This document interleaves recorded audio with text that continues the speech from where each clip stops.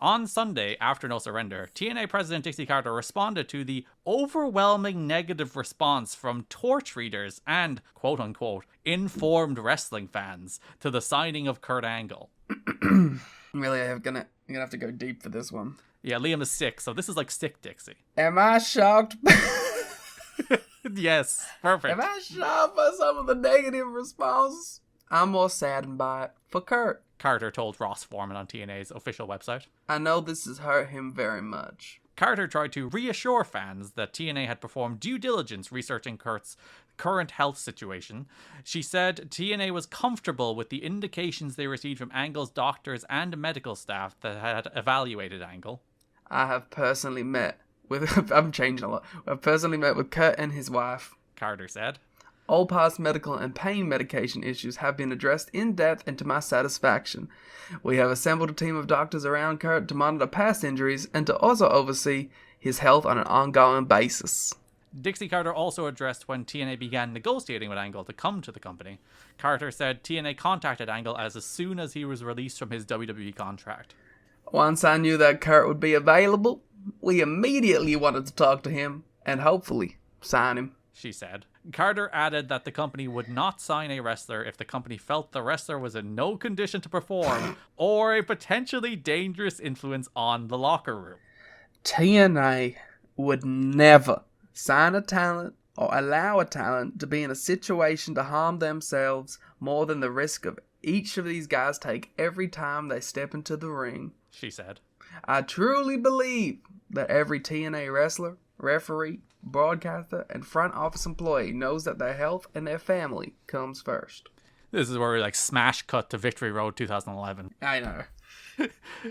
She said TNA had already signed Angle to a contract when the MMA rumors circulated the week before TNA's No Surrender pay-per-view when the Angle announcement was made. Carter introduced news on a TNA drug and alcohol policy.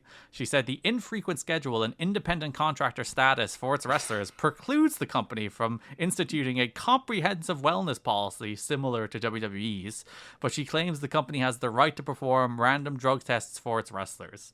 Citing TNA's private company status, Carter said she cannot disclose the full terms of the policy, but she said, violations of the policy are spelled out, and a failure to comply or failure to test can result in mandatory drug counseling and treatment, suspension from work without pay, up to and including dismissal. Carter said the earlier primetime slot on Spike TV was locked up prior to the Angle signing. She said Angle was on board with the company without even knowing about the new primetime clearance. He wanted to make the leap because he knew the potential was there and he wanted to be part of making it happen, she said. That's how much he wants to be a part of TNA. Carter said there's no doubt Impact would eventually move to 2 hours. Regarding Bill Goldberg, she said the company would be excited to have him on the roster, but he is pursuing other career goals. An Angle Goldberg back-to-back would be crazy. The Bald Man Alliance. Bold Event Mafia. Yes, that's what the stable would have been called. Ricochet would have joined eventually. So, there are two truths I think I have in mind here. Two things that are true at once. Kurt Angle was not in a good place in 2006. But also, I think a lot of the hand-wringing around Kurt jumping to TNA was defined by what was obviously a fundamental propaganda piece by WWE when they released him. Yeah, he was clearly the victim of a complete hit job. If you go back and listen to that No Surrender episode we did where we talked about the weird PR rollout where there was an interview with Angle on WWE.com where he was like, you guys, WWE is great, I love Vince, WWE is the best, everything's great, but I fucked up and I need to take some time for myself and it's all me and WWE's great and nothing's WWE's fault and it's all me. There's that weird PR rollout that defined where people thought Kurt was. That was obviously, as you said, this kind of PR hit job to absolve WWE of any responsibility of anything that might happen to Kurt and maybe what might happen when he leaves WWE. And that kind of framed how people saw him jumping to TNA as TNA is the vulture swooping in on this poor man in his low moment and putting him on TV even though he shouldn't be. When realistically, the bad guy there is just as much as anybody as WWE for doing the most bizarre rollout of a dude being fired I've ever seen in my life.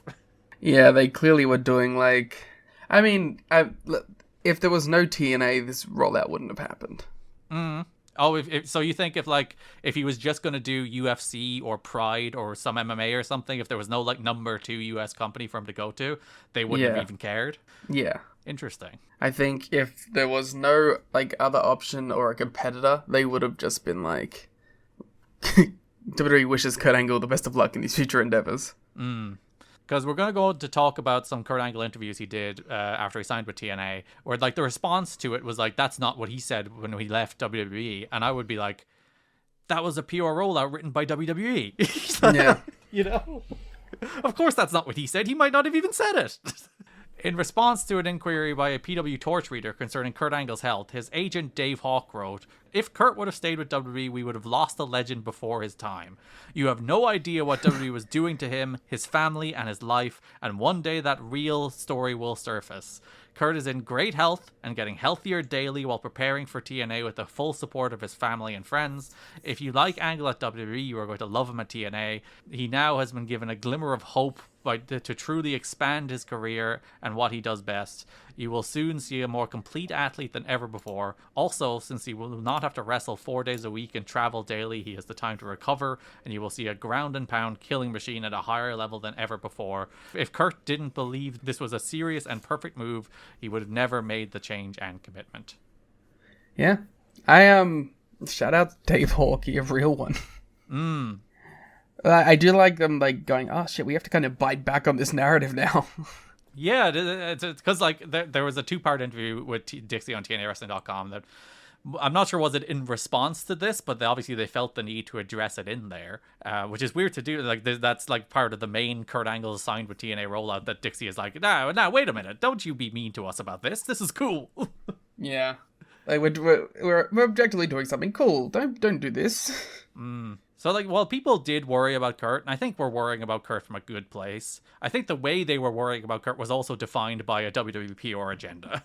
Yeah. WWE sent a nasty legal letter to Angle with a series of demands. Dave says he's not sure of all of them, but he was only told the comedy sections, as he puts it. The funniest is that they demanded Angle and TNA never refer to his finisher as the Angle Lock. Angle was joking because he had no idea anyone ever called it the Angle Lock to begin with, thinking it's always just been the Ankle Lock. What about the Tangle Lock? No, that's fine. Okay, cool. They also demanded that Angle not call himself the Wrestling Machine or the Machine, and that while he can wear a mouthpiece, it can't have Machine written on it. I guess we'll find out next week when he gives Joe the former Angle Slam if WWE claimed ownership of that. Mike Tenay does call it the Olympic Slam, so there you go. And they say, I like this Dave note, of being like, the US Olympic Committee wouldn't allow them to call it the Olympic Slam. Which they do, because I doubt the Olympic Committee are ever finding out. Yeah, I like his like subsection of that too, where he's like, even though it's the name used in Noah when Takeshi Sagura used the same move, and it's like, yeah, no one in the Olympics is watching Noah. Yeah, the Japanese Olympic Committee are watching that like a hawk, like a Dave Hawk, some might say, and then being like, no, Olympic Slam not allowed. You must call it the Segura Slam.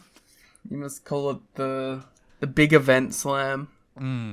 Kurt Angle spoke to the wrestling media for 90 minutes on Tuesday afternoon, a conference call organized by TNA. During the Q&A, he ripped apart Vince McMahon as a boss, heaped praise on new box Dixie Carter, predicted that TNA, with his help, would overtake WWE in as soon as a year, blamed Triple H politics for his lack of push, says he hasn't taken pain pills since kicking the habit 3 years ago, and boasted numerous times that he was the greatest wrestler in WWE during his years there, if not the best of all time.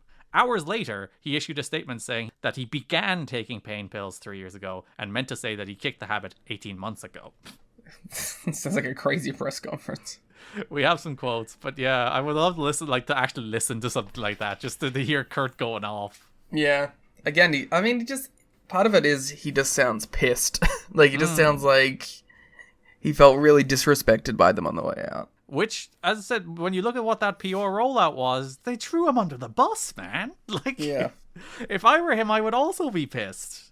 Some quotes from that press conference. In the past, I was never given time to properly heal and rehabilitate, he said.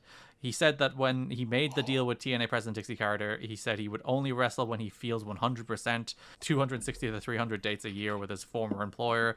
He expects to wrestle as much as he can for TNA when they need him the most. He added, I am the new name and face of TNA, therefore I do have responsibilities that I should be at the most important events. At the same time, they're going to give me enough rest so that I can heal up so I can go 100%. He said he's tried to go less than 100% at times, but what I've learned about myself is I can't slow down. Which is crazy.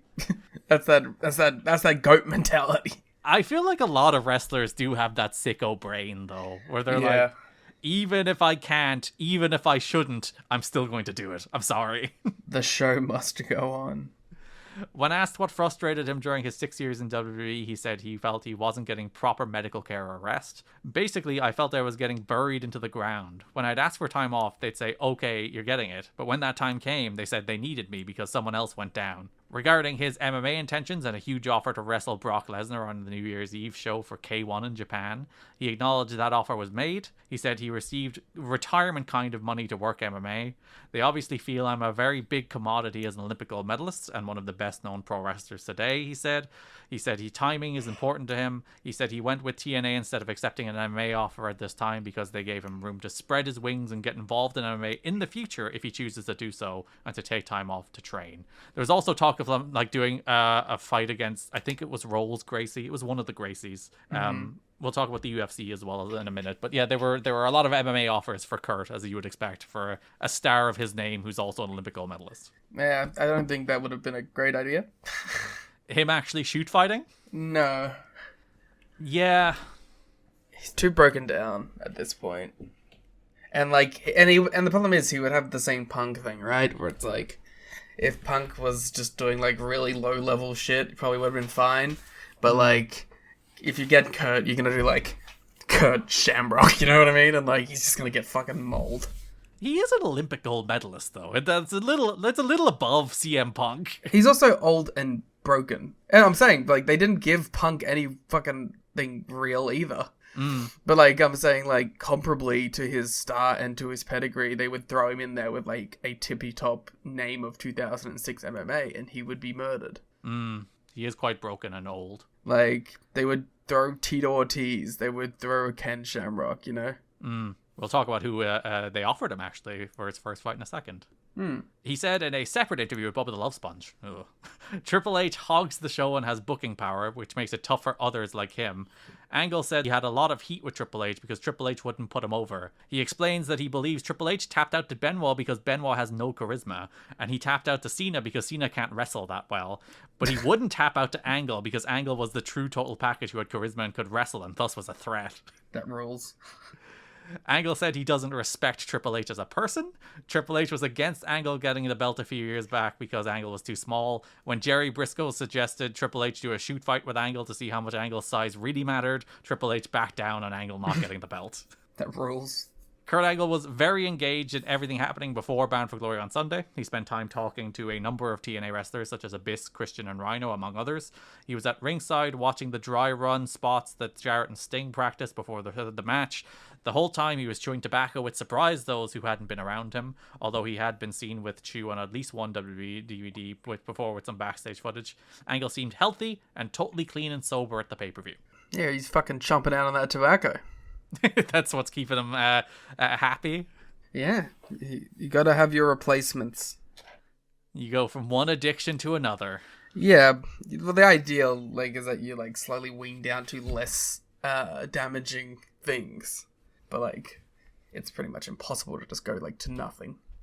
My addiction, producing good content. My addiction, pro fucking wrestling. What? New shirt coming soon. In the Mr. Anderson Pro Wrestling is real, people are fake font, though. Yeah, my addiction, pro wrestling. Damn right. Dana White said this week in interviews with both Dave Meltzer and Alex Marvez that you can be an entertainer or you can be a fighter, but he doesn't have any interest in people doing both. Yeah, that fucking works out for you, doesn't it, you fucking joke of a human being. He would have no problem with a guy who did pro wrestling with the right background, who then trained and worked full-time at fighting, but expressed no interest in using an active full-time pro wrestler. He noted how Angle had been saying how his body was so damaged by pro wrestling and he wanted to rest and go into fighting. I want guys who want to be real fighters, he said. We had a great meeting when Angle came to Las Vegas, staying at a luxury suite in the Red Rock. Maybe he means Hard Rock, unless Red Rock is a hotel I've never heard of. To work out a deal with UFC a few weeks ago. I honestly thought we had him, said White. White revealed his plans were almost exactly what Angle's side had talked about wanting. The agreement was that Angle would appear on Ultimate Fighter 5, which starts filming in January, as a wrestling coach on one of the teams, while at the same time, his role in the show would be to learn the other skills with the fighters. That show would air April through June, and then he would debut most likely with the Daniel Puder fight on next year's June or July pay-per-view show. So... Dano said he's a nice guy, but I'm not going to blur the line between pro wrestling and MMA. He told me that pro wrestling ruined his life, and the next thing you know, he tells me he's going back to pro wrestling. White acknowledged by not going any farther with the deal, it could lead potential for Pride or an upstart to use Angle's name to up their profile in North America. While White wouldn't reveal the numbers, he said Angle did come to him with his TNA offer and UFC topped it, but said they have to be paying him a boatload of money. I take it back. I take everything I said back. I want an Ultimate Fighter season with Kurt, and I want Kurt to fight Daniel Puder and then die. Yep, die in the octagon. Yeah. He lived in a hexagon, but he could have died in a octagon. I wish he did the cage moonsault in the UFC. Yes, that would be so sick. Who's that dude who did the springboard kick? Yeah. Kurt could have innovated. Should have been. So those are our Kurt Angle updates. A lot of skepticism, some of it justified, some of it I think slotting into an agenda a company wanted it to slot into. But as we said last time, it, broadly speaking, works out. Yeah. As things go, TNA, if he was to continue wrestling or doing anything, TNA was probably the best bet for him in terms of the schedule and all of that. And he seems in a healthy and happy place these days. Yeah.